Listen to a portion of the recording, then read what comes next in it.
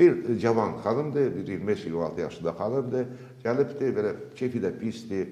Qulağında davamlı uğultu var, belə uğultu var, uğultu. Anası da həkimdir. Lorarda müalicə olunubdu, neçə dəfə effekti olmayıbdı. Uğultu da qoymur yazsın, qoymur rahat olsun, qoymur işləsin.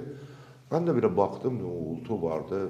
Cavan insanlarda uğultu olmalıdır. Səsdir, küydür, qocalarda olur, otosklerozun nəticəsində. Cavan adamda olmalıdır. Arıq xanımıdır belə. Baxdım, birinci sualı verirəm ki, menz savaq dayandı. Anası belə baxdı ki, doktor, qulaq hara, menz hara. Xanım da qayıdır ki, 4-5 ay çox möhkəm qorxandan sonra sizdə yadınıza gəlir, böyrəyin qıran, soyuqdur, bir də qorxudur. Möhkəm qorxandan sonra əvvəl menziz kəsildi, sonra da qulağımda köy əmələ gəldi.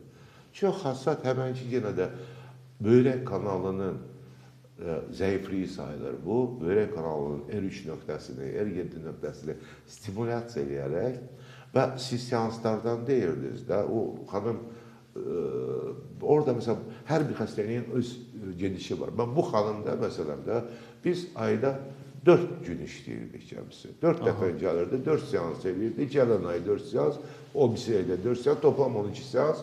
Amma əvvəl ginekologiyanın hamısı rahat işlədi, sonra da qulağında səs getdi.